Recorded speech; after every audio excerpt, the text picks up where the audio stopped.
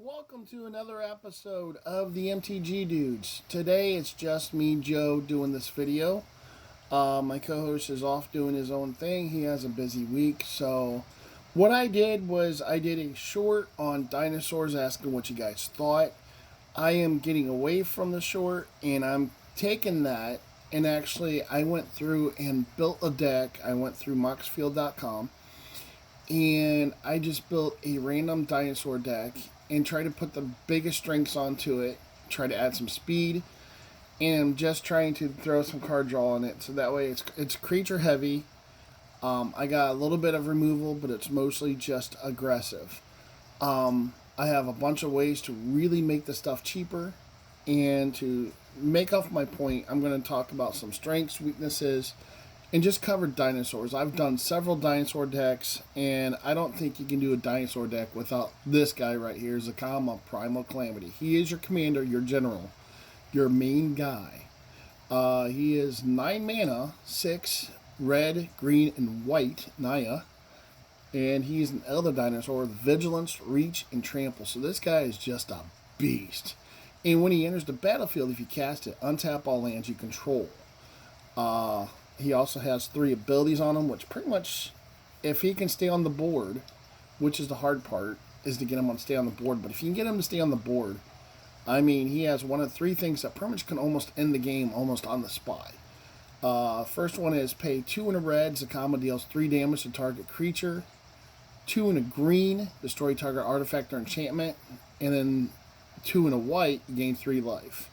Obviously, the life is not the thing we're going to be concentrating on, so it's going to be either the target creature's destruction or the target artifact or enchantment destruction. But this is your commander, this is your general. And so what I did is I broke it down to different parts of it. And I'm going to start off with ways to really speed up your mana. And I'm going to do it with artifacts. There is some ways with creatures too, and I'll get into those here in a bit. But we're going to start with artifacts. And here's where I go. Arcane Signet. 2 mana, add 1 mana of any color in your color's commander's identity. Boros Locket, taps for red or white, and you can also sacrifice it to draw 2 cards if you pay the mana. Chromatic Lantern, taps, lets lands tap for any color. That's really good because you're playing 3 color. Commander's Sphere, add 1 mana of any color in your commander's color identity. Sacrifice it to draw a card, 3 mana. I also have an Elixir of Mortality. It's not a mana, but it lets you shuffle stuff back in because we do have some sacrifice. And again, you're playing a deck where they're going to be targeting your creatures pretty hard because you're going to be hitting them fast and hard with big creatures. So you want this guy to keep your stuff in play. And yeah, it'll go back in your deck, but you'll still have stuff to keep drawing and drawing and drawing. And you gain a little bit of life in the process. And your discard pile is not going to be as susceptible to graveyard removal because you're removing it from graveyard first. Emerald Medallion makes your green spells cost 1 less to cast. That's a very important card. Gruel Locket taps for green and or red, 4 mana to sacrifice it and draw 2 cards. But again, we don't want the card draw. We have other ways for that. Obelisk of Naya taps for 1 of any color. Oketra's Monument. It makes your white spells cast cost 1 less to cast, and whenever you cast a creature spell, create a 1/1 white warrior creature token with vigilance. So that's going to build you a little bit of an army with a bunch of chump blockers. Pearl Medallion. White spells you cast cost 1 less to cast. As you can tell, it's not so much mana acceleration, it's more of mana cheapening. Green creature spells you cast cost 1 less to cast. So whenever you cast a creature spell, target creature you control gets +2/+2 and gains trample to end the turn. You're seeing where we're going with this. We have a lot of spells that cheapens your spells and a lot of spells that are going to give you mana acceleration. Ruby Medallion, red spells you cast cost 1 less to cast. Selesnya Locket, taps for a green or a white, and again, to draw 2 cards if you sacrifice it with some mana. Soul Ring, included in about every deck possible. Strixhaven Stadium. Now, this is going to be a win condition to a degree, but it's only 3 mana to play. You can tap it for colors and put a point counter on it. Whenever a creature deals combat damage to you, remove a point counter. Whenever a creature you control deals combat damage to an opponent, put a point counter on it. And we're playing with big creatures with tramples, so it's going to be very easy to hit the opponent. Then if it has 10 or more point counters on it, remove them all, and that player loses the game. Very easy to do. You could probably get, if you do it right, you could probably get a couple. And then the last one is the Great Henge. The spell costs X less to cast, where X is the greatest power among creatures you control. We're playing big creatures, so this is going to be a really cheap spell. But then you get to tap it, add 2 green and 2 life, and whenever a non-token creature enters the battlefield under your control, put a 1/1 counter on it and draw a card. That's going to be part of your card draw mechanic, and it's a little bit of everything. 1 enchantment on the deck, so this is a hard one to remove, but we don't have a lot of flying, so whenever a creature with flying attacks you, Raking Canopy deals 4 damage to it. One of my favorite green cards, because of the fact if you don't have land removal, or if you don't have flying removal for flying creatures, this kind of is a, you got to find it, but once it comes out, it pretty much protects your board from most flyers. There is some flyers out there that's bigger, but in general, it's a pretty good protector. We'll get to the lands here shortly. A couple other cards that I want to really point out. Wayward Swordtooth, when that's in play, I kind of rolled a little too high. We'll get to mana in a little bit, but Wayward Swordtooth, I gotta do it this way. It's not gonna cooperate, is it? There we go. Wayward Swordtooth, there we go. It is a dinosaur, obviously, 2 and a green. It's a 5/5. And if you have Ascend, which means you have 10 or more permanents, again, Commander's really easy to do. You may play an additional land on each of your turns. Again, this is going to help you with the Ascend. Wayward Swordtooth cannot attack or block unless you have the City's Blessing. But again, early game, you're trying to get mana and lands out, so that's not a big deal. Some other creatures I want to really point out. I'm looking. When this enters... Topiary Stomper enters the battlefield, search the library for basic land card, put on the battlefield, tap, then shuffle. And he cannot attack or block unless you control 7 or more lands. But he lets you search for a basic land. He's a 4/4, and he has a little bit of mana cost to him.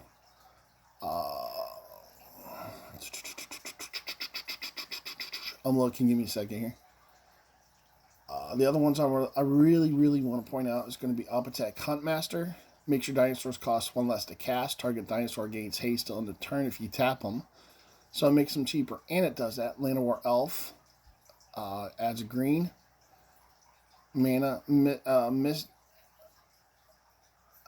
up there. Elvish Mystic is on there. Does the same thing as Llanowar Elves. There he is. Elvish Mystic. Elvish Piper. You can get him down really early. I've got a lot of mana stuff to make your stuff cheap, so you may put this card on the battlefield, and when he hits the battlefield on the next turn, since he's summoning sick, you have to wait a turn, but you tap a green and tap him, and you may put a creature card from your hand onto the battlefield. So you can take your most expensive card, like Galta. Let's say you only have the Piper out, so Galta would only be 11 cost versus 12, but you can still play Galta for 1 green. Elvish Mystic, like I said, another Llanowar Elf. Johnny's Collar makes your dinosaurs 1 cheaper. It's a 0/3 for 1. That's not too bad. And the Knight of Stampede. Dinosaur spells you cast cost 2 less to cast. So you have a lot of ways to really make the spells cheaper. And I'm sure I'm missing another one. Oh yeah, there it is. As Token Seer. Add mana of any color to your mana pool. And then you can also sacrifice it to return dinosaur card from your graveyard to your hand. And then I have a Birds of Paradise. Add 1 mana of any color. And then the last one I want to talk about for mana acceleration is Drover of the Mighty. It's a 2 mana for 1/1, and it gets a +2/+2 as long as you control a dinosaur, which the one we want is to add 1 mana of any color.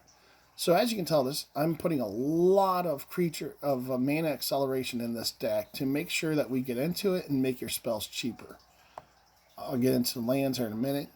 Let's just get into the rest of the creatures. Just a lot of areas I can go. Start off with Beast Whisperer. It is a 2 and 2 green Elf Druid, and whenever you cast a creature spell, draw a card. So it's on a cast, but every time you cast a creature spell, we're playing a lot of creatures, you get to draw a card. Belling Agisaur, whenever Belling, I put almost every single enrage into this, and enrage means whenever it's dealt damage, it does stuff. So I'm going to cover that now. It's 5 and a white. Most of the dinosaurs, again, are going to be expensive. It's a 3/5.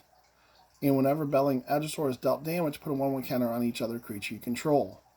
Already talked about that. Burning Sun's Inventar. Whenever that enters the battlefield, deals 3 damage to target opponent and 3 damage to up to 1 target creature. So you can remove a 3-power creature off the board.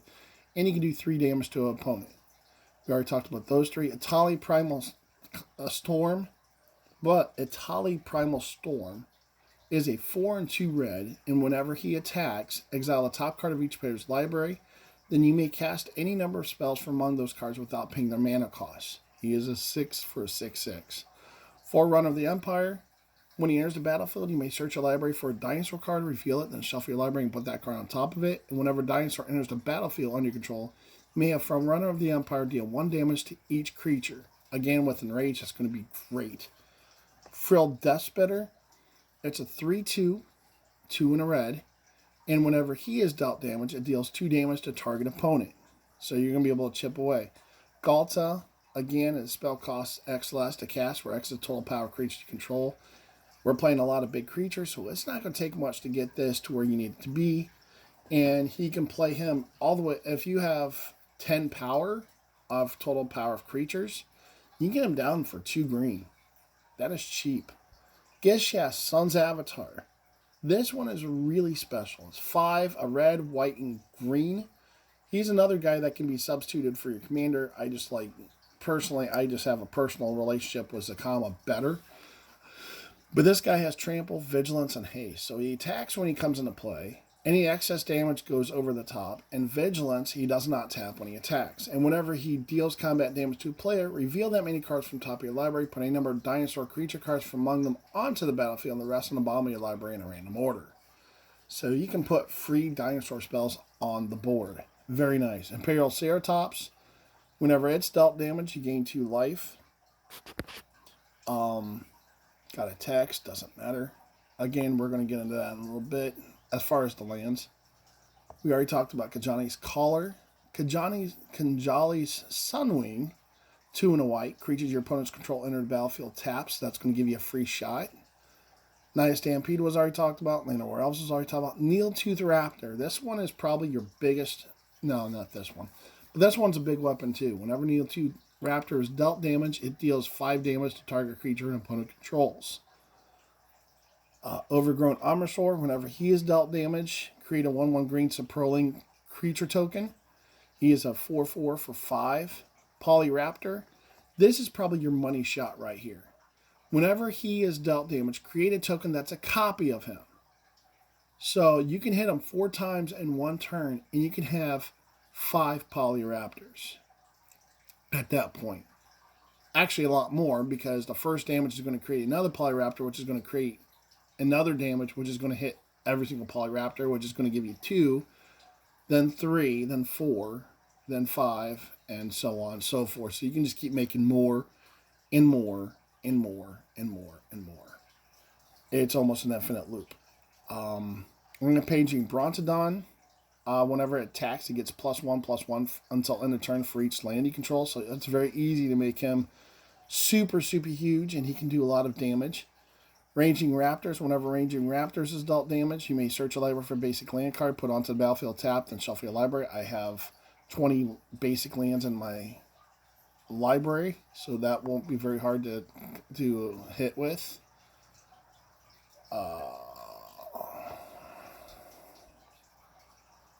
Ravenous Daggertooth. Whenever it's dealt damage, you gain 2 life. Ripjaw Raptor. Whenever it's dealt damage, draw a card. Again, we have a lot of card draw in this deck.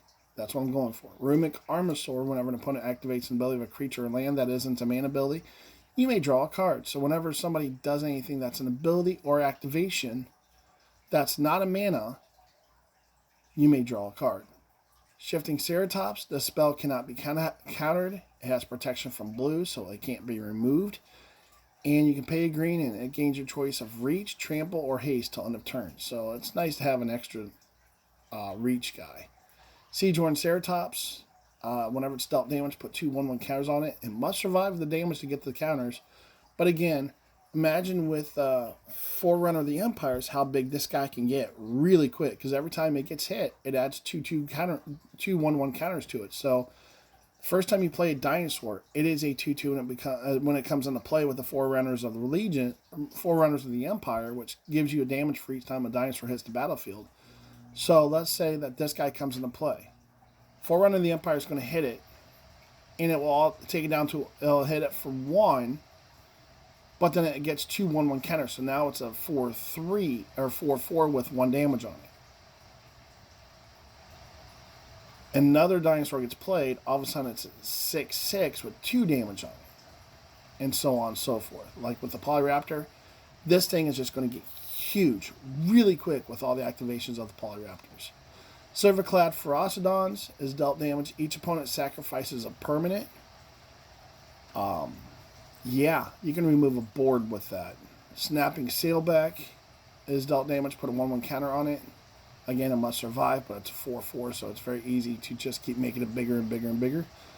Soul of the Harvest. Whenever another non-token creature enters the battlefield under your control, you may draw a card. This one is anytime it enters the battlefield, so if you get a token, if you play a creature, anything, you get to draw a card. You can go through your deck really quick with some of these cards. Suncrown Hunters, if it's dealt damage, it deals 3 damage to target opponent. Thrashing Bronodon is a 3/4 for 3. It is you can pay 1 and sacrifice it to destroy target artifact or enchantment. With Elixir, you can keep bringing it back. Thundering Spineback, it gives your dinosaurs a +1/+1, so it makes your dinosaurs a little bit bigger. You can also pay 5 and a green and create a 3/3 green dinosaur creature token with Trample. So you can see all the draw that's in this deck. It is absolutely insane how much draw is in this. I got to kind of go down a little bit. Thundering Spineback, we just talked about. That one we talked about. Verdant Sun's Avatar is another money shot for this deck. It is 5, I believe. See if I can get a better picture of it. Do this. It is 7. Okay, so it's 5 and 2 green. And whenever this or another creature, so it's any creature after this is on the battlefield, including himself, you will gain life equal to that creature's toughness. So you can gain a buku amount of life really quick with this creature. The next creature is Awakening Sun's Avatar, which is 5 and 3 white. It's huge. And again, I'll just move this over a little bit. But when he enters the battlefield, if you cast it from your hand, destroy all non-dinosaur creatures. So pretty much it is a board wipe. Very nice. Wayward Swordtooth we talked about, and now we are done with the creatures. Went through that really fast. We've gone through creatures, we've gone through artifacts, and now we have just a couple categories to go back through. And this is just a list I put together to make a deck. I haven't actually made this particular deck. I have made dinosaur decks in the past. So disclaimer, this is just a deck I would use. Let's go with Planeswalkers. There's 5 that I would put in this deck. Again, to go with the card draw, I have Chandra, Fire Artisan. We're doing a lot of damage, and I think she's another one that can add to it. She starts with 4 loyalty, and she's 2 and 2 red to play. So she's really easy to play. And whenever 1 or more loyalty counters are removed from her, she deals that much damage to target opponent or planeswalker. Her +1, exile the top card of your library. You may play it this turn. And -7, exile the top 7 cards of your library, and you may play them this turn. Again, whenever she gets a loyalty taken off, I can put that damage to any opponent or planeswalker. Chandra, Torch of Defiance. And you notice how much damage we are doing through in excess of without attacking. Chandra, Torch of Defiance. I didn't mean to do that. She is great. She comes in with 4 loyalty, and she's another 4 mana planeswalker. Exile the top card of your library. You may cast that card. If you don't, then she deals 2 damage to each opponent. Her other +1 is add 2 red. Her -3 is she deals 4 damage to target creature. Let's say somebody goes to attack. Raking Canopy does 4 damage. And then on your second main phase, you can turn around and to any flyer. And on your second main phase, you can use her +4, or her 4 damage to destroy a creature if it's bigger than 4. And then her -7, you get an emblem with, whenever you cast a spell, this emblem deals 5 damage to any target.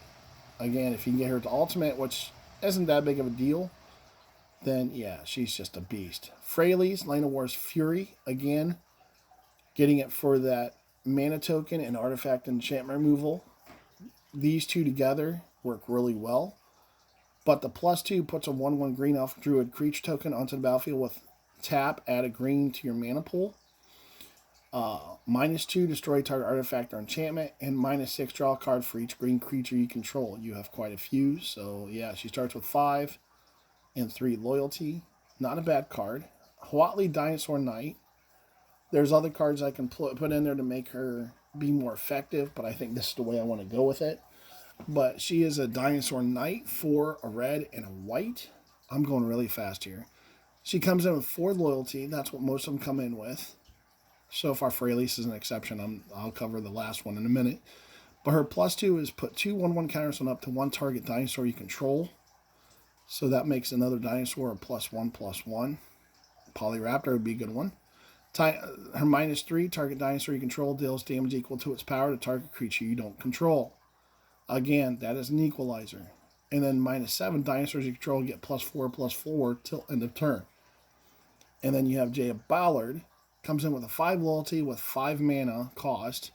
She gives you 3 red mana to spend only to cast instant or sorcery spells. So, yeah, I think she's going to go by. You can discard up to 3 cards and draw that many cards. And then her -8 ability, you get an emblem with, you may cast instant and sorcery spells from your graveyard. If a spell casts away, we put it into your graveyard, exile it instead. You have 4. So, yeah, she's not going to be good. I'm probably going to remove her and add something else. But I knew she added mana. I didn't know what she added mana for. Now I do. Not worth it. So I have 4 instant and sorceries. First one's Overwhelming Stampede. You make an army. And then until end of turn, creatures you control gain trample and get +X/+X, where X is the greatest power among creatures you control. Yeah, you can see where this is going. Dinosaurs, big creatures.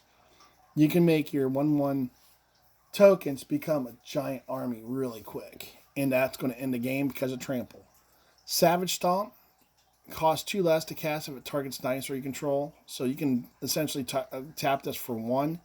Put a 1/1 counter on target creature you control, then that creature fights target creature you don't control. Put this on a Polyraptor, and then put it against something smaller, and you now have a 6/6 Polyraptor going against something smaller. It lives, and you get a second Polyraptor. Just for example, or Zakama, or whatever. Path to Exile. Exile target creature. Its controller may search the library for a basic land card.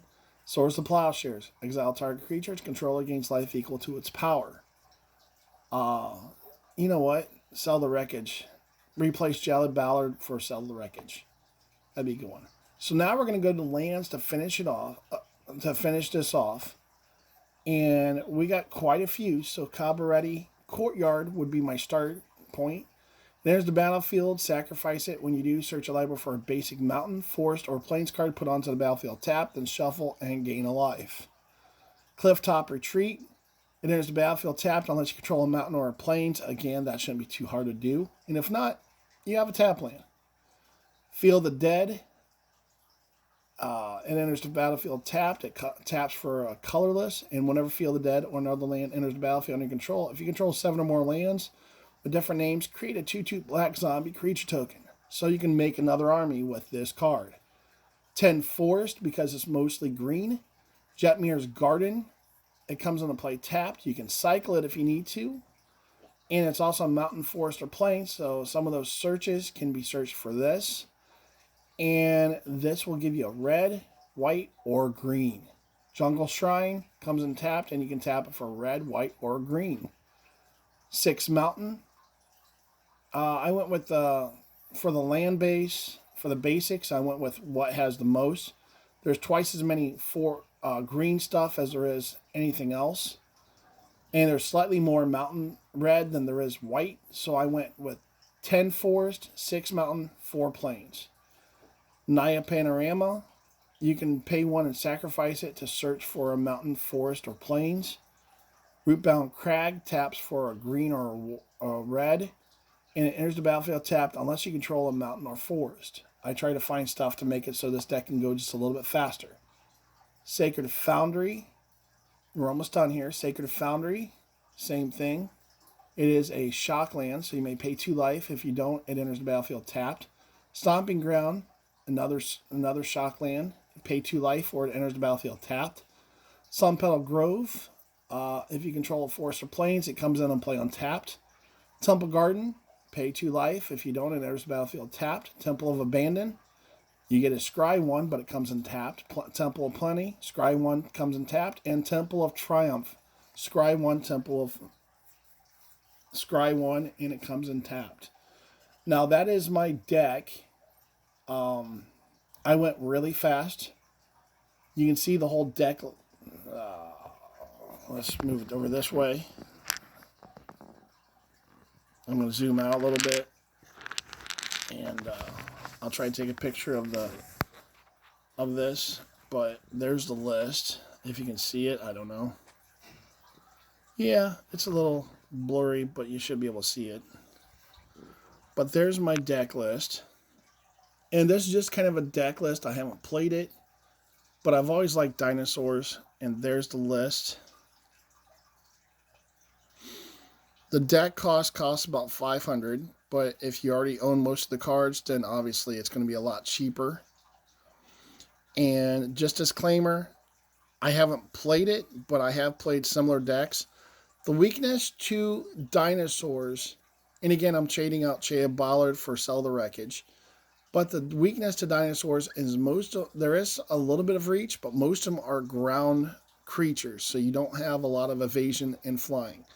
But what you do have is you have a deck that, in theory, is going to be super fast and super hard hitting. Please like, share, and subscribe. The weakness with dragons, they don't cover flying, and they're really big. The thing I try to do is make them super cheap and throw in a lot of rocks and a lot of ways to make it cheaper and to give it a bunch of card draw. So please like, share, and subscribe. Thumbs up. Yay, thumb. And tell me what you think. Was the video good? It went fast, but was it good? Was it bad? What can I do to improve the video? And again, we are MTG dudes, but I am by myself tonight because my buddy has to work, and then I know he has a lot going on this week. So this is my deck. I'm probably going to eventually make it. I do have the cards for it. I just got to throw it together. But I'm not doing much of that until my organization is done, which, update on that, I am getting there. I have half my creatures done. So, yay. Thanks for taking the time for the video. Please like, share, and subscribe. Give me your thoughts, and we will catch you on the next one.